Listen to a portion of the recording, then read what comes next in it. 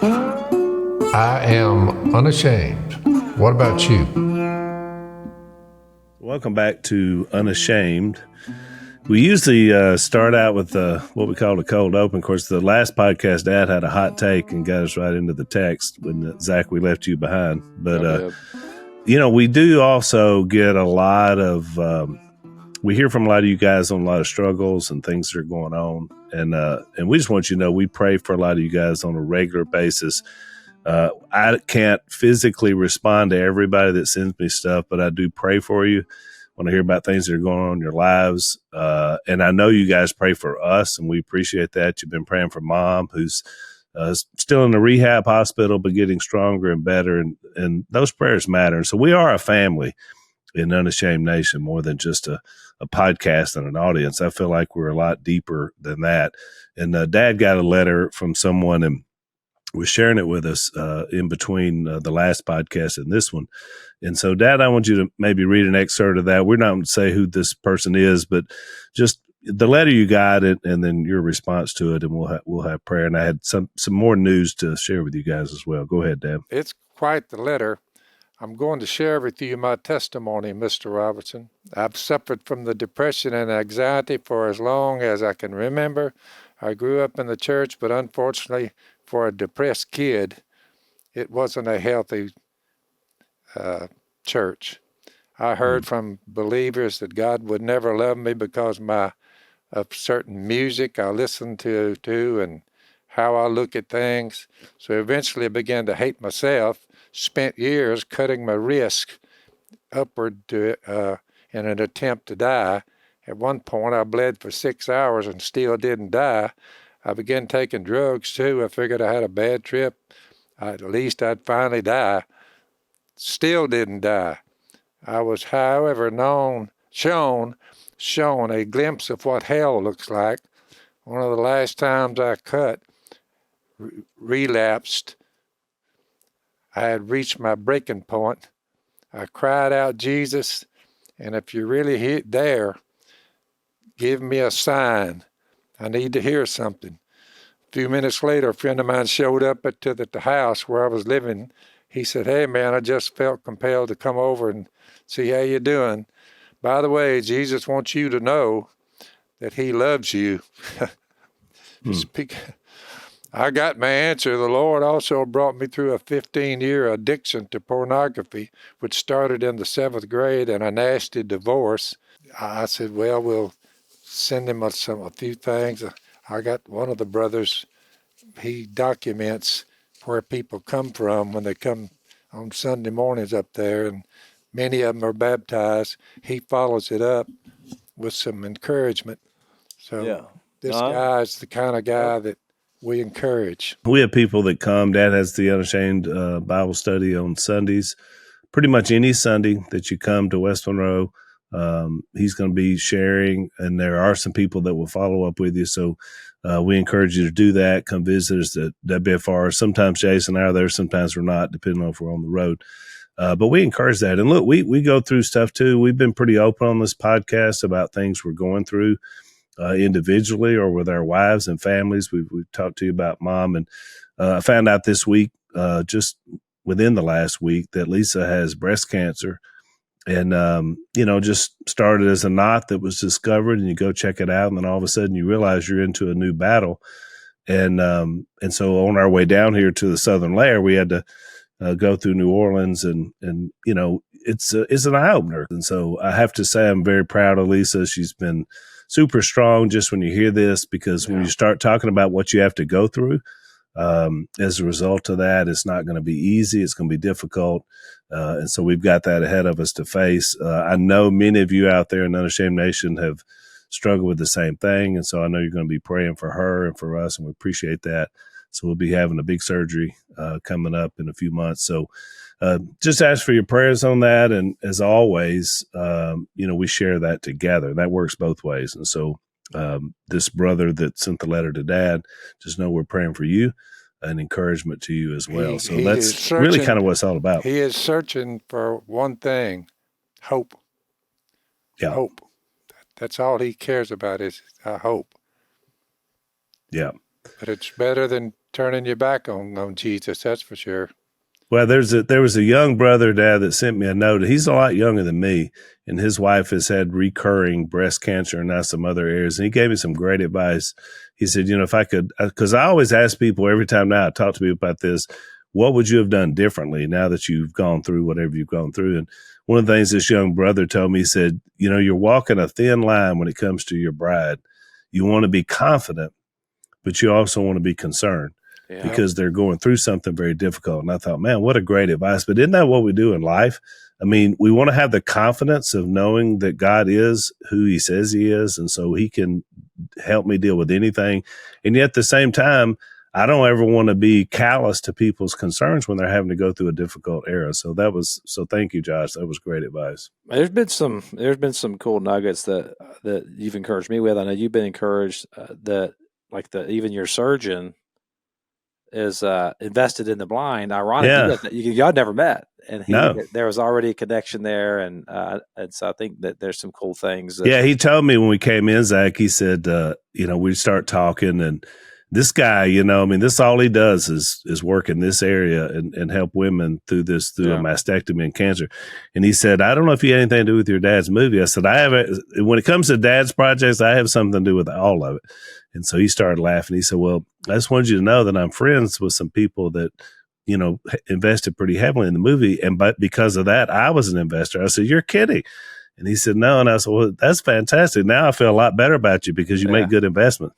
So, but and then he's also from Monroe, even though he works in New Orleans. And so we just had a lot in common. So, God just brings you through those moments, which is a real encouragement. Yeah, well, we're praying for you too, Al. You and Lisa both. You guys are loved on my family through some difficult times and a lot of other families. So you got a lot of people praying for y'all, man. Yeah, we're praying. I appreciate that. We're praying for that one who wrote that letter. So I want him to know that. Yep. And we appreciate all you guys out there in Unashamed Nation and everything that you go through. But remember this, we win. So the resurrection, we're all going to go into the ground unless the Lord comes back first. That's it. And so the confidence that you have, everything we've been talking about is true. And so you are concerned when you hear things because none of us like to go through difficult times, but at the same time, you have the confidence to approach the throne of grace.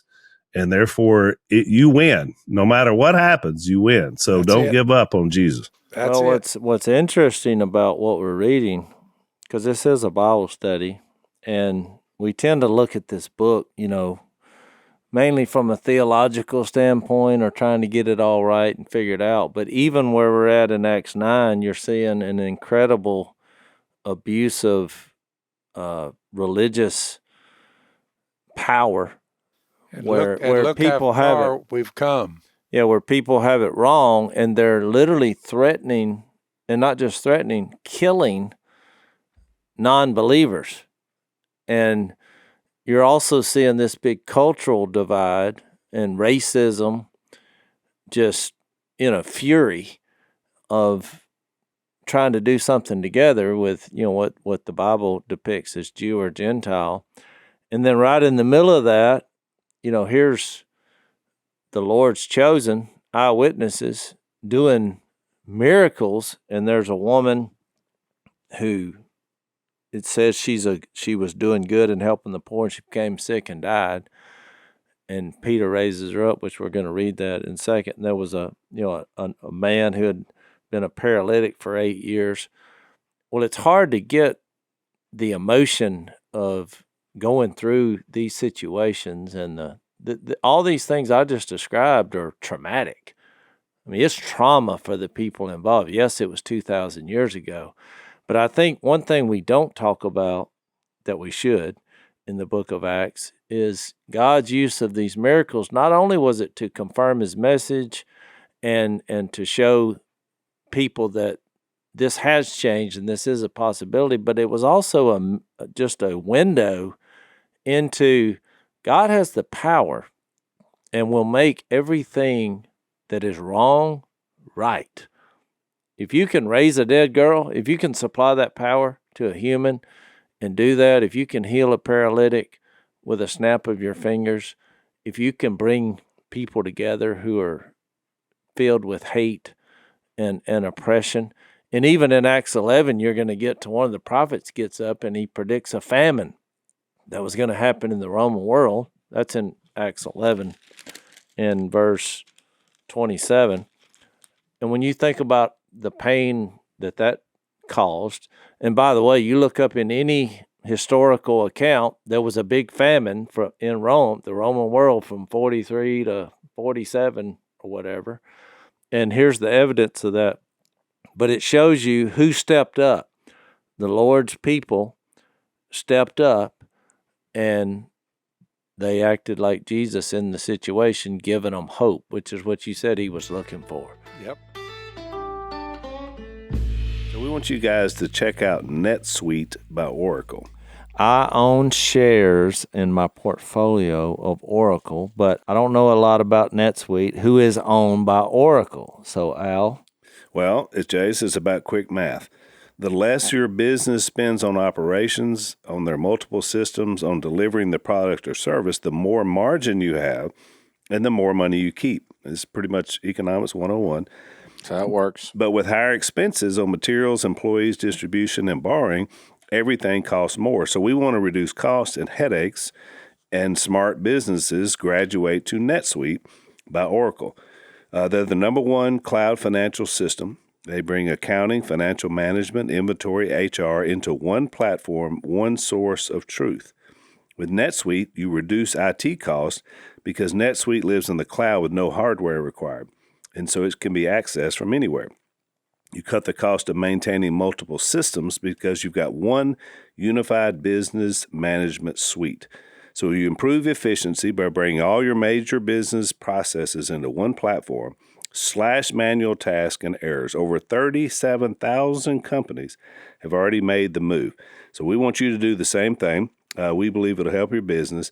Now through April 15th, NetSuite is offering a one-of-a-kind flexible financing program. Head over to netsuite.com/Phil. That's netsuite.com/Phil. Check them out, netsuite.com/Phil.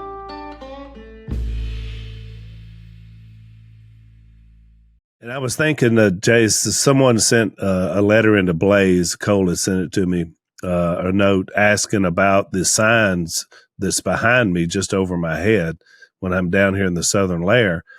And we've talked about it before, but they said, there's something about a cross and a tomb is in there. So these are what Bill Smith used to call his hieroglyphics of describing the gospel. There's also one there on the table in between Dad and Jay's. And that Jesus did come to this earth. That's that arrow down, that he did die on a cross for our sins, that he was put into a tomb and raised on the third day to show that we don't have to fear the tomb because he's the first fruit, the firstborn of the resurrection. That arrow going up is him going back to the Father, which we read about in Acts 1. And then that arrow coming back is what he told the disciples in John 14. He's coming back. He wouldn't leave us here forever.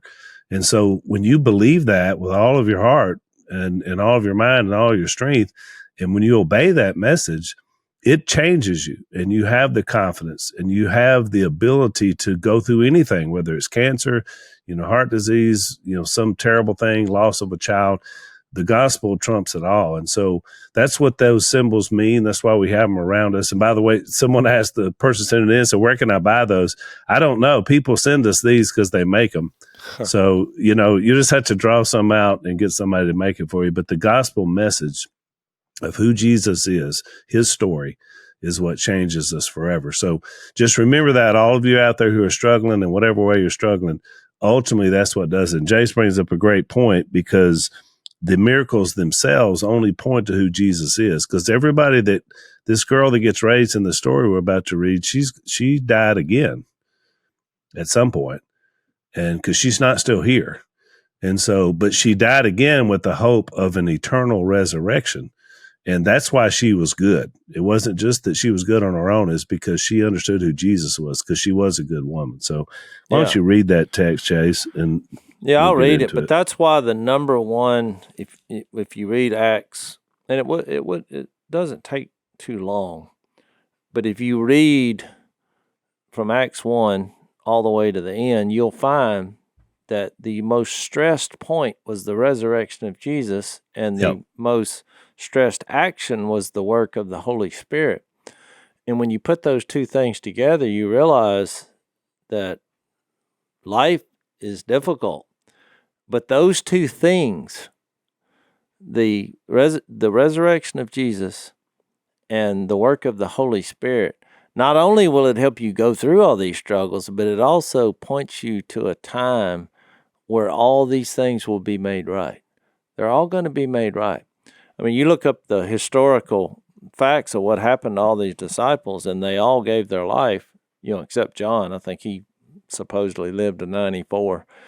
Yeah. But they all were taken from this life at the hands of somebody who didn't believe in Jesus. I mean, they were martyred.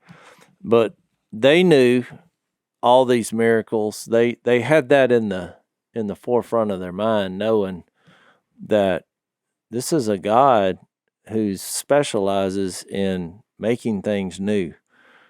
He's the ultimate reconciler of all things. Mind changer. Yeah, and just in a physical way. He made his physical being. He's and Jesus has a body in heaven. He showed he said, look at my hands and look at my feet. It's I myself. So all these things will be made right. So with that, where do we leave off, Al? Verse 32. So in 32 of 9, as Peter traveled about the country, he went to visit the saints in Lydda. And I looked up these towns, and I did too. You can still see where they were. There he found a man named Aeneas, a paralytic who had been bedridden for 8 years. Peter said to him, Jesus Christ heals you, which I think is the right perspective. He wasn't taking any credit for it whatsoever, and you'll see that theme again in chapter 10. James, before you move on, I thought it was interesting because you remember there were some instances when Jesus was still on the earth and they couldn't cast out demons and they couldn't do some things. You remember what they said? Why can't we do this? And I thought it was interesting because their question of Jesus is so turned on its head now because they realize now fully after the resurrection that they couldn't have done it anyway. Yeah. Jesus Christ is the only one with the power. Yeah. Yeah, then he says, get up and take up your mat, which that sounds familiar. I wonder where you got that from. And why do you need your mat now? It's a good reminder of where Jesus brought you from. Yep. Mm-hmm. Immediately, Aeneas got up. All those who lived in Lydda and Sharon saw him and turned to the Lord. So that's kind of gives you a perspective on why God allowed this to happen.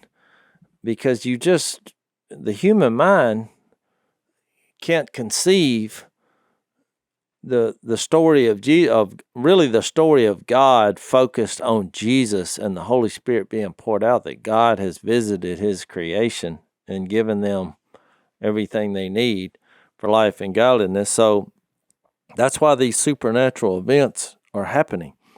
In Joppa, there was a disciple named Tabitha, which translated as Dorcas, who was always doing good and helping the poor. About that time, she became sick and died. Her body was washed and placed in an upstairs room. Lydda was near Joppa, so when the disciples heard that Peter was in Lydda, they sent 2 men to him and urged him, please come at once. Peter went with... That's like 11 miles, by the way, difference between the two towns. Yeah. So Peter went with them, and when he arrived, he was taken upstairs. All the widows stood around him, crying and showing him the robes and other clothing that Dorcas had made while she was still with them. I mean, it's a funeral. It's a wake. People crying. Yeah. It's a wake.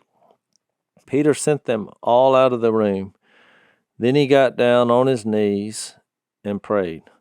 Turning toward the dead woman, he said, Tabitha, get up. She opened her eyes and seeing Peter, sat up, which just, every time the Chosen does a scene like this, one of these miracles or whatever, it brings tears to my eyes because it is that moment to realize that in Jesus, it's not over. That's right. It's never over. That's it. That's good. He took her by the hand, helped her to her feet. Then he called the believers and the widows and presented her to them alive. This What a became moment. Yeah. This became known all over Joppa, and many people believed in the Lord. Peter stayed in Joppa for some time with a tanner named Simon. One of the things I was going to say right off the bat is that it's really interesting because, why would Luke pick these two? Because most of the people that he's been writing about come up later in the narrative as having a big role. And these two we never read about again. And it could have just been two random things because he was kind of going back to showing what Peter was doing. But I think my opinion is, this is strictly opinion, is that these two people, this Aeneas and also Dorcas or Tabitha, probably were very beloved and known because of their character and because of who they were. And so he mentions them, I think, probably for a reason. The people in that day would have had even more of understanding. But it was very evident from Tabitha's case that she was well loved. And Jace, I love what you said about that, this idea of being at the wake, because, all of us have been to so many, funerals and the visitation of the wake, as they call it, the night before, when really people are sorting out and dealing with this person dying. And so what you typically hear, there is a lot of laughter, even in tragic situations where something sudden happens.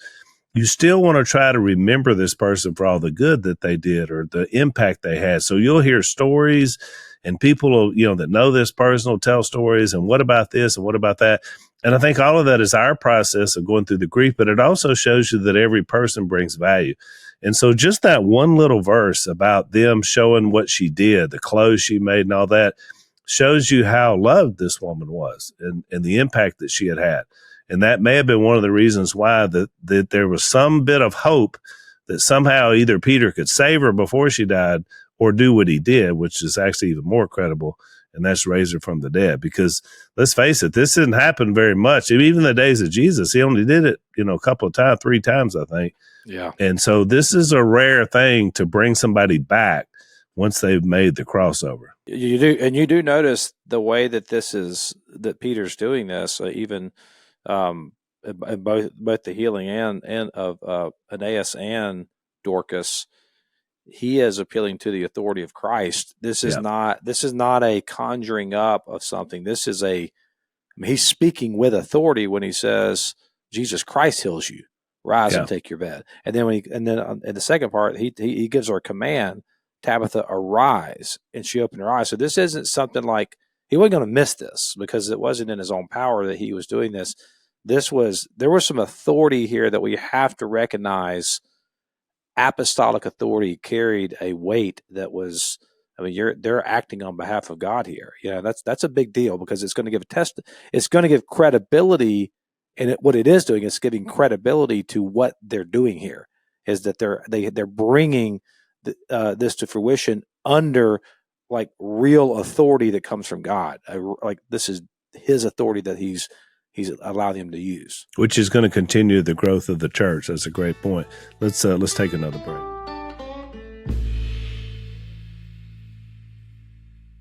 So it provides credibility, but it also provides a window into God's character. Every miracle he did showed you God's character. Yeah. And trauma comes to every human being. So if you think, well, I've never had trauma in my life, well, it's coming.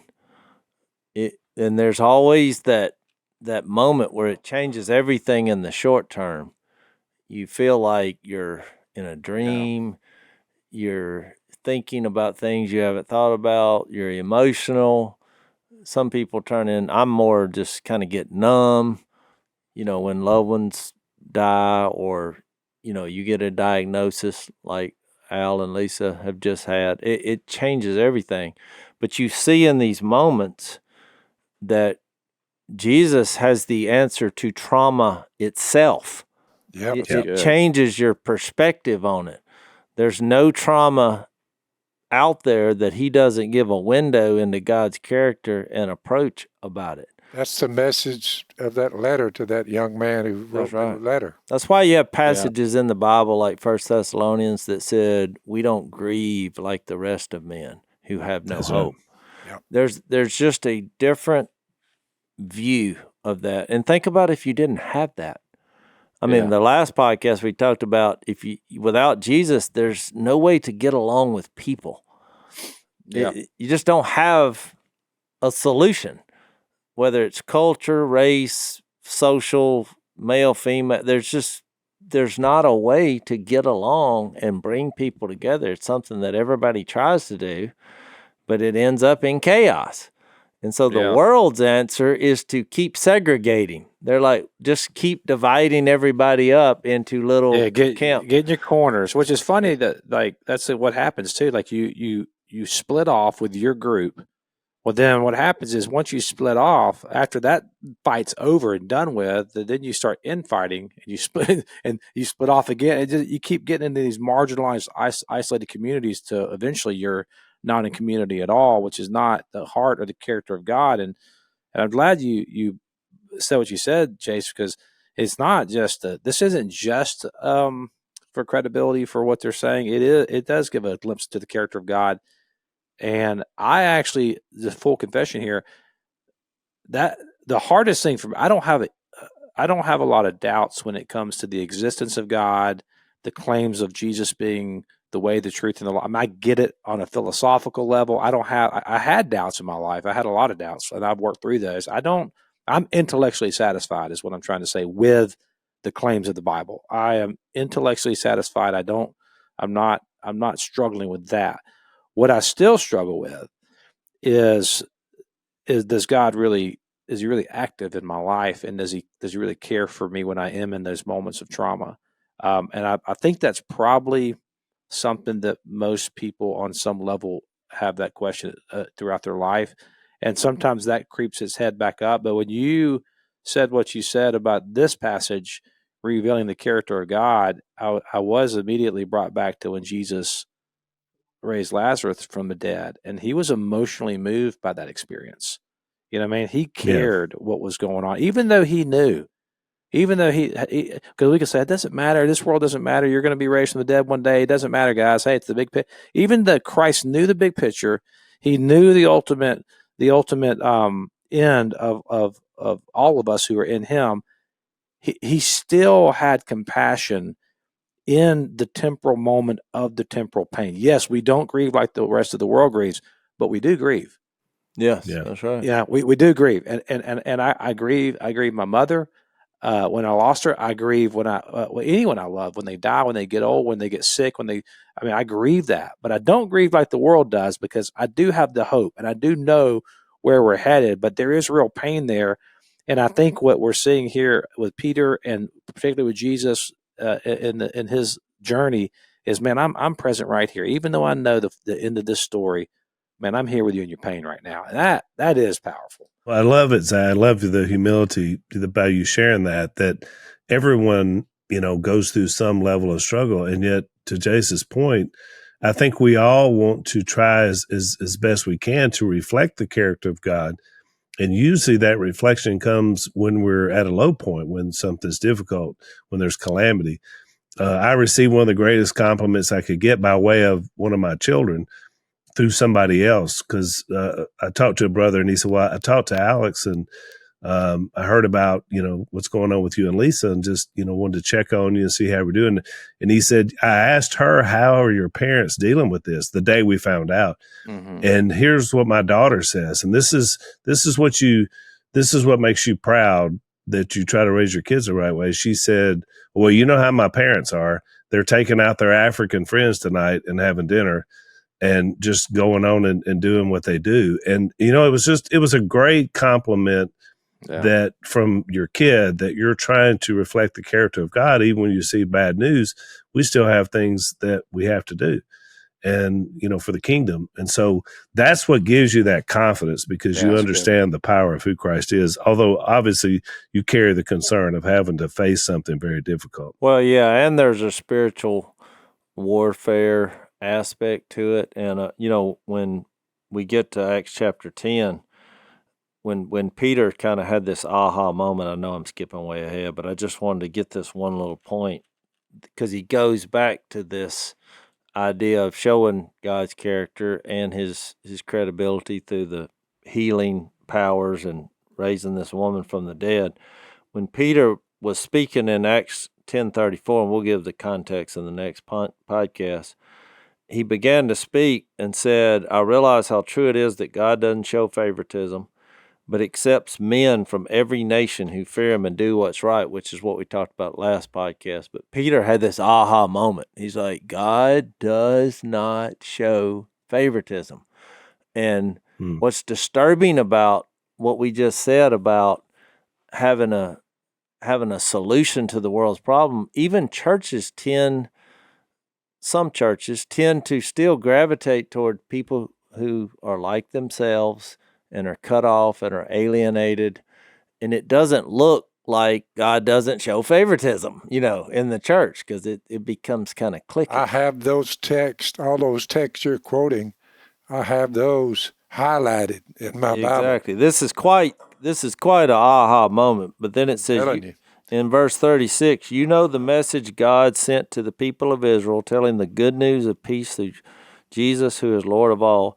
You know that all that has happened throughout Judea, beginning in Galilee, after the baptism that John preached, how God anointed Jesus of Nazareth with the Holy Spirit and power, and he went around doing good and healing all who were under the power of the devil, because God was with him. So there is two forces that work, and to Zach's point, understanding God's character and compassion and all that. At the same time, it is an evil world. There are evil powers. There are dark places that are trying to inflict as much misery on especially the people of God as possible to get you to shake your faith in Jesus.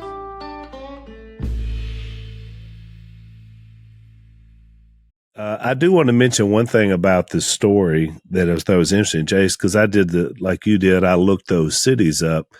And I think one of the reasons why that Luke includes the stories is there's a historical irony about Joppa, especially, not so much Lydda, which was also, I think it's Lud is what's called now.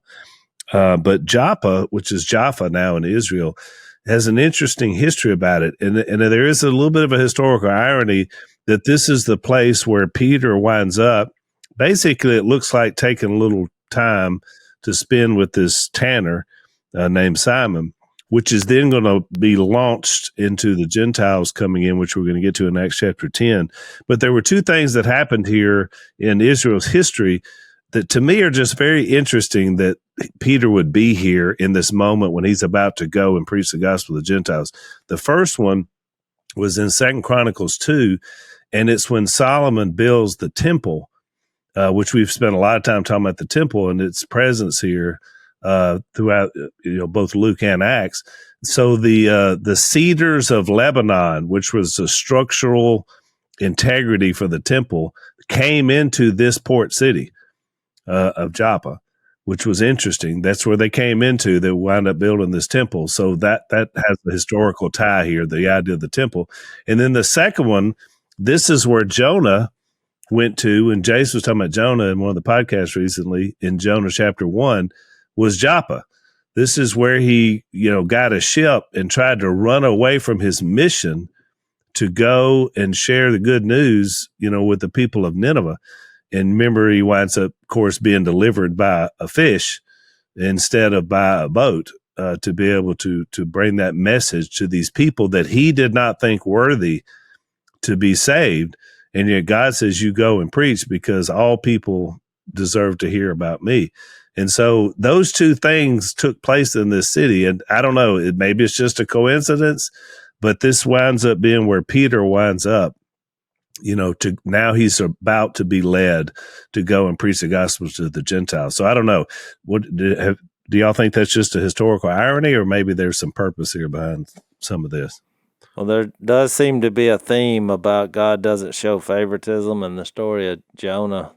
There's a baseline of that thought. Yeah. Jonah didn't want to go do it. And look, none of us really do, because you see what's happening.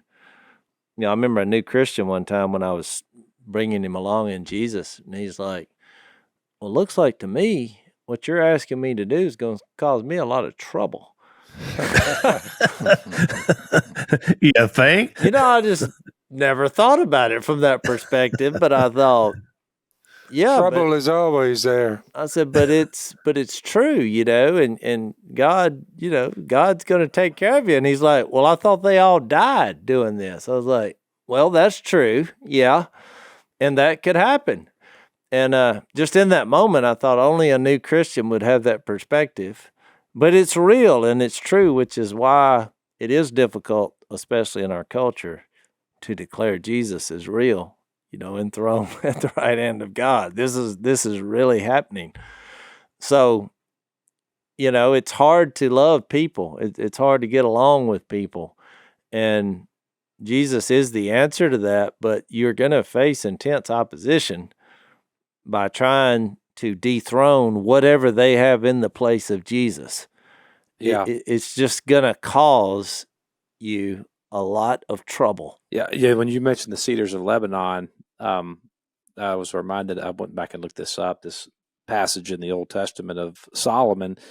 There's a point to all this, and I'll make it a second. But so there's this setup where Solomon is so powerful and his kingdom is so powerful that he goes out and he creates these golden shields. And this is in 1 Kings 10, and paraphrasing the whole story, but he plants these golden shields, as there's 300 of them that he made, and he plants them in the cedars in the forest of Lebanon. And so there's these shields there. It's interesting because I was thinking about the temple correlation with these cedars.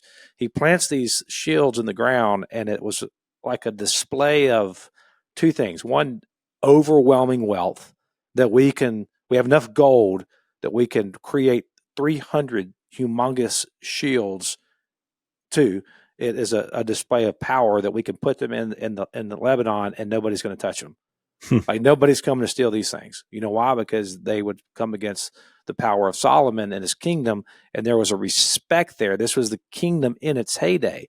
And then when his descendants took over, these shields were actually stolen, and they didn't have the money to replace them. So what they did was they came in and put the same like shield structure up, but it was made out of bronze. So it looked like the real thing, but it wasn't the real thing. And they put those in the cedars of Lebanon, or the forest of Lebanon. I thought, man, what a good correlation of kind of how the whole flow of the kingdom is that we're hanging on to these shadows. And then what the Pharisees were doing, and everybody was doing, in this day, is it kind of looked like the real thing, but it was not the real thing. It looked like gold, but it wasn't gold. It was actually bronze. And they had to guard them, by the way, too. They had to guard the bronze so that nobody would steal it.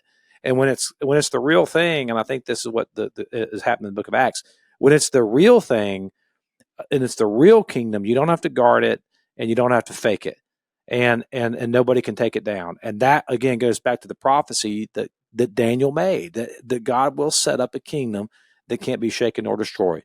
It's authentic, it's real, it's not fake, and you cannot stop it. That's why we have our view of the end times in this podcast is we're bullish. Like we actually think God, like we're like, you can't stop what we're doing. Like, I don't care what you think you can stop it, stamp out what you think you've stamped it out. You created more fires when you do that. You cannot stop the kingdom of God. And so when Jase read that verse earlier, that's why we don't grieve like other people grieve, because in the end, we know that you cannot stop the kingdom that we're a part of.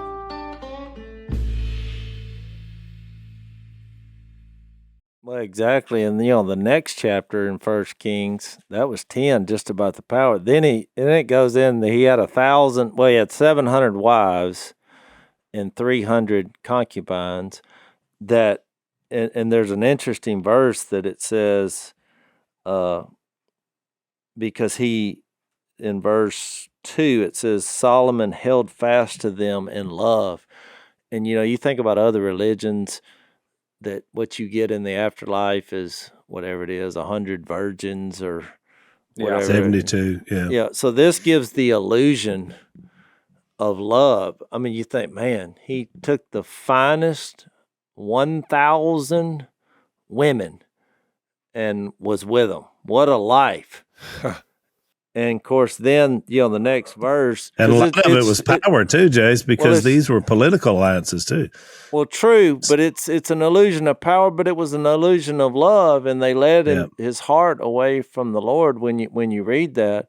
And he gets down to the end of that paragraph in verse 11 and 12, and he's like, since you've done this, I'm taking away my kingdom from you, because it's like, I have the power, I have the love, I have the best you can have on the earth. And it led him to following gods. Well, any other gods set up, which was our whole point for bringing this up.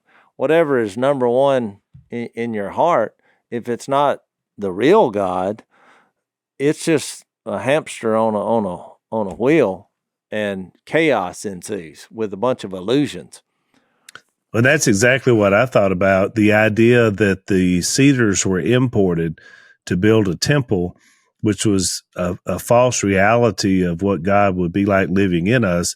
The gospel was exported out of this same port city because, Jonah would go and share good news with these people who were terrible and yet repented and came to God, and the messenger himself was not happy about it at all. And so now we get down to this point in the first century, and Peter is at this same place. And I'll tell you something else interesting I found. This tanner named Simon, I started looking up this idea about what a tanner does, and obviously they tan hides. So Simon would have been ceremonially unclean as a Jew. And the reason why is because he has dead animals he deals with every day. So here's a guy who was cut off from being able to go to the temple because of what he did for a living. And also historical records tell us that tanners didn't tend to live with everybody else. And it makes perfect sense why. They had a bunch of dead carcasses around their place of business. So they were isolated and they were ceremonially unclean. And Peter finds himself in company with this man when he receives a vision to share with the Gentiles. Now, again, us having a chance to look back and see all of the ironies here and the idea of what God is doing at a big level is huge. I mean, it's really interesting the way he brought it all together. Well, and it takes you back to a couple podcasts ago when in Acts 21, where Paul's arrested for what crime? Because he brought a Gentile into the temple. Yep. Unclean, not allowed, which is why I brought that statement up that Peter made when he just having the awareness that God doesn't show favoritism is something that you can read, but it's really hard to put that in your life when it comes to people.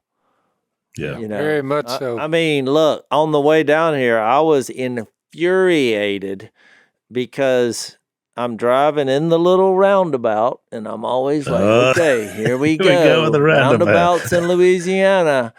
Proceed with caution, and wouldn't you know it, there's a woman who's getting over in my lane. I'm moving off the road, and when I looked at her, I kid you not, she had a cell phone in one hand with her thumb moving and a cheeseburger in the other hand. And it was 9:00 in the morning. I thought, where did you get a cheeseburger? That's danger coming down the road. 9:00 in the morning.